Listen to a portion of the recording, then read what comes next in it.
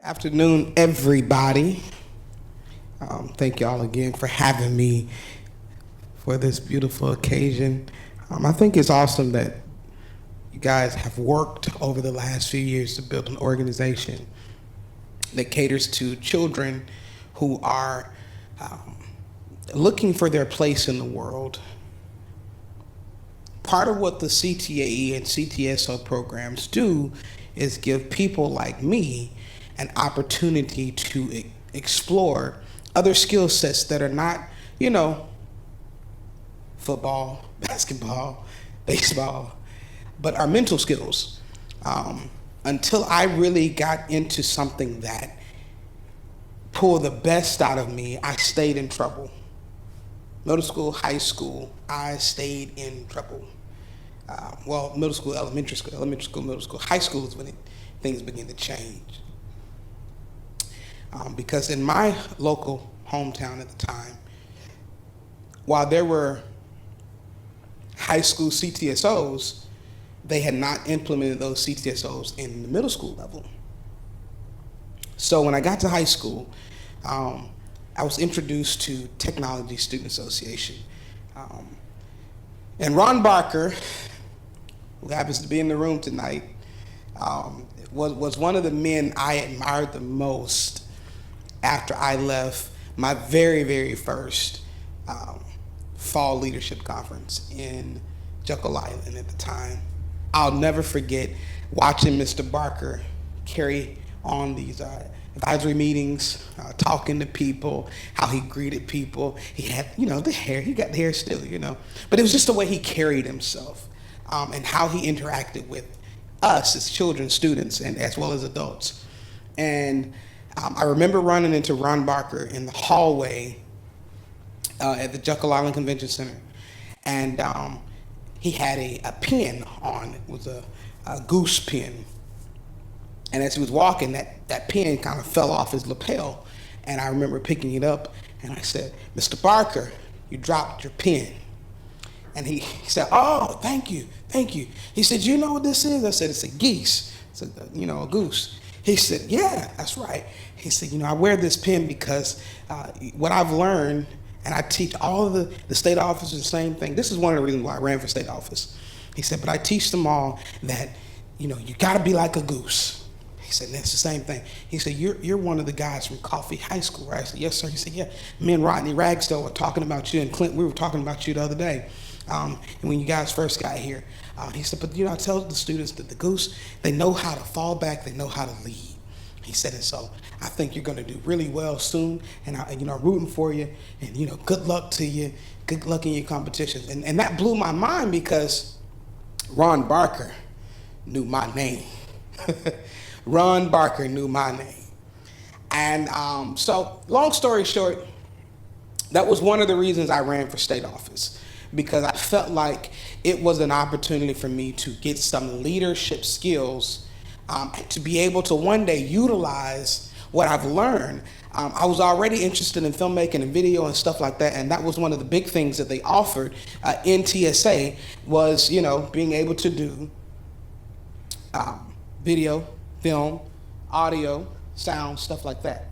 And so getting into TSA became my outlet, because all this time I had this talent, this naturally raw talent to be a video person, to work in audio, to be a camera guy.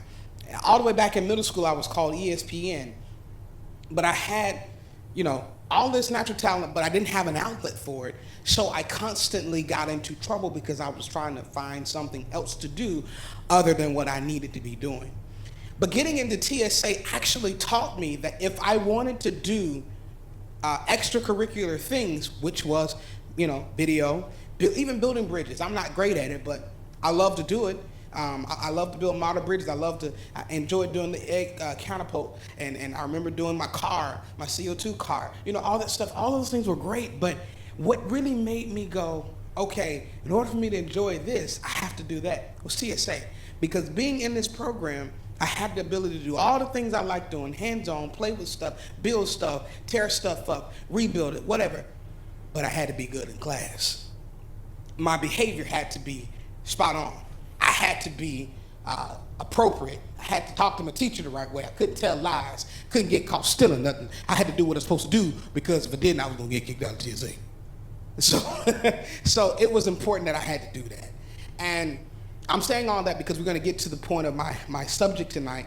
And as you can see on your brochure, when Dr. Lindsay and Dr. Carey called me about doing a little speech with y'all, he asked me, what you going to talk about?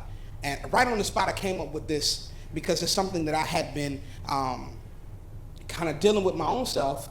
I was experiencing some stuff personally that basically I was always saying, I can't do this because I don't have that. And as you look at the title of my session tonight, it says, half empty, half full. That's vital, okay? We're talking about mentalities at this point. And I feel like I can be relaxed with you guys a little bit, so we're going to talk some. The glass is either half full or it's half empty. And I remember as a kid, and I know you guys are like way older than I am, and I'm sure you can remember when you were a kid. But when I was a kid, I remember my grandmother saying to me, baby, you always got to see the glass half full. If you see the glass half empty, honey, you always going to be saying you ain't got enough. Or you always going to say, if you had this. She said, but baby, when God made you, he made you with everything. And over the years, I've likened that statement to my entire life. But there was a time when all I saw is the negative. The glass is half empty. Jenny Layton, she is an author and a publisher. She's also a speaker. And something she says is, you are enough. You were born being enough. Nothing you may do or will ever do will ever add to or subtract from who you are. You are enough. And so when it came down to getting involved in TSA, there were things that I did not know how to do. Like, I didn't know the first thing about designing a CO2 car. I didn't know the first thing about designing a bridge design. I didn't know the first thing about how to even use a tape measure or a ruler. Ask me where a third was at. I didn't know. I had no idea how to do extrusion. I had no idea how to run a CNC milling machine. Didn't know none of that. Was dumb to that. But what I did know how to do was use a camera, hook up the audio, how to record everything and make sure it's right. What I did know how to do is create graphics. What I did know how to do was pay attention, listen, observe, and learn, and then regurgitate. That's what I did know how to do. I've always been a great observer. I watch people. I listen to what they say. So when it came down to learning a new skill, it was the same thing. I watched, I listened, I took that in, and then I regurgitated it.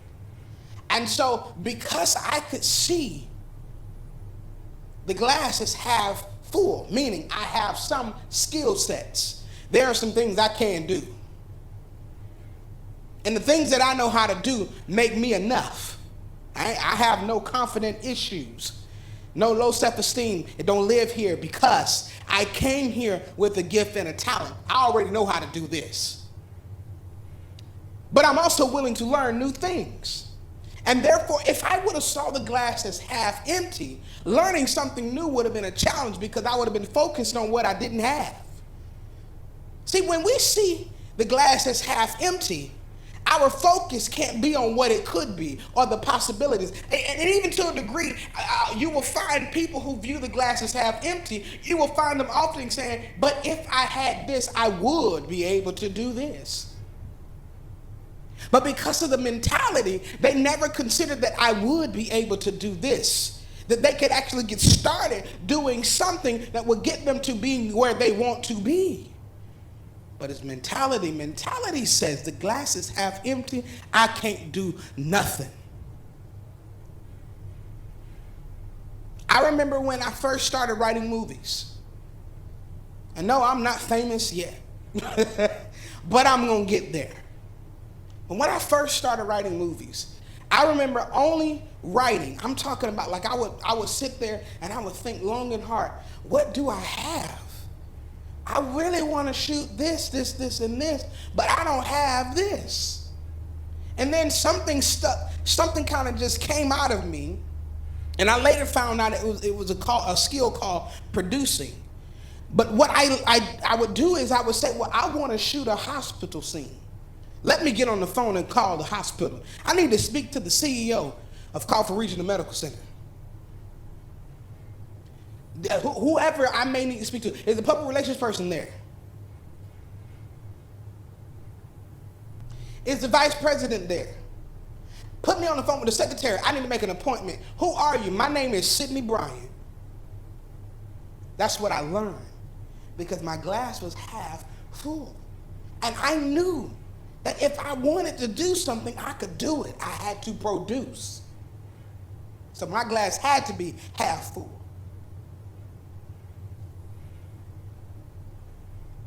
Couldn't be half empty. Half empty would have said, just give up. But no, I made necessary calls. I called people. I made things happen. I made arrangements. I made commitments. I followed through on my commitments. There was nothing I couldn't get. Why? Because I knew how to produce. And when I got to you, I presented myself with a half full glass of energy, vibrance, life, enthusiasm. A glass half full of everything you could imagine a person needed to conquer anything in the world. I had it in my glass, even though it was half full. I had it. And I had enough of it to get me to a full glass. Are you listening to me, as the preacher was saying? But it became vital to me, listening to the things my grandmother told me, learning the life lessons that I had learned. We're talking about still in high school. I'm not talking about, 20, 21, 22, 23, 24, 25. I'm talking about 17, 18. I had to learn this. And had I not been in a program like TSA, I would have never considered that my glass was half full. Even though my grandmother had been telling me that all my life, it didn't mean anything. It didn't mean anything until I needed what was in the glass. And so therefore I couldn't see my glass as half empty. Let me tell you something. When you see the glass half empty, you are cautious with how much you get out of the glass. When your glass is half empty of that good juice that you really like, ooh, you drinking some good juice. You drinking some good juice. And you realize it's almost gone and your glass is now half empty, you start taking little sips. Little bitty sips because you don't want to lose what you have. But see, the person, get this, the person who works for that juice in the cup, the person that goes to their 9 to 5 and clock in, the person that takes their time making sure their work is special and done right and up to par and stands out from the rest, the ones that make that bread, baby, the one that's putting up the timber to get to the house, that makes the money that can go to the grocery store and buy that juice, and they know that it's a whole nother jug of this juice in the refrigerator, and if I drink all of this, I'm going to get some more. That person don't sip that glass. They drink it like it's half full, like it's already there. Why? Because they know I can go get some more. I can draw from what I have. But see, when you sitting there going, my glass is half empty, I only got a little bit left. Ooh, ain't no more in there. And I ain't gonna be able to get none until I get paid on Friday. Ooh, this juice know it's good. Little bitty sips, come on. Why? Because you worried you're not gonna get no more. In life, it's the same way. When you view that glass half empty, all you do is give half this. That'll do. You give a little bit of attention to that. That'll do. You give a little bit of effort to that, and that'll do. You give just a little bit of special attention to this, and that'll do. You make it do just enough to get it past. I know it ain't fancy and glamorous, but I did just enough to get to the next round. Because you don't know where the energy gonna come from. But see, when you see that glass is half full, and you know no matter what may happen, you could pull from somewhere else. You can get some more. You put everything you got into what you're doing. See, when you think about it this way, and I'm shutting up, I promise, I'm wrapping up. When you're driving down the road and your car have a half a tank of gas and you're trying to get to your destination, you don't slow down to keep from, using up so much gas. And you don't speed up and drive really, really, really, really fast so you can try to get there with the little bit of gas you got, because you're still burning gas. You keep driving and you keep going. You say, you know what? It's cool. I got a half a tank of gas. When I get down about a third or almost on you, or when the light come on, I'll stop at the next exit to get some more gas. Yeah, that's how you think. Because you got a source. You can go and retrieve from that. And for me, that's my confidence. And I'm going to go here because I have no other choice. My confidence isn't in me. My confidence is in the God that I serve. That's right. You better clap. That's right. My confidence is in the God I serve. So no matter how low I feel, I'm going to give it 120%. I'm giving it everything I got, because I know that no matter what I'm going through, I can call on him. I can reach up to him. I can ask for what I want. And as long as it's according to his word, I shall receive it. So I have no fears. I have no worries about where I'm going to get some more from to fill my glass up, because I'm going to give it everything I got.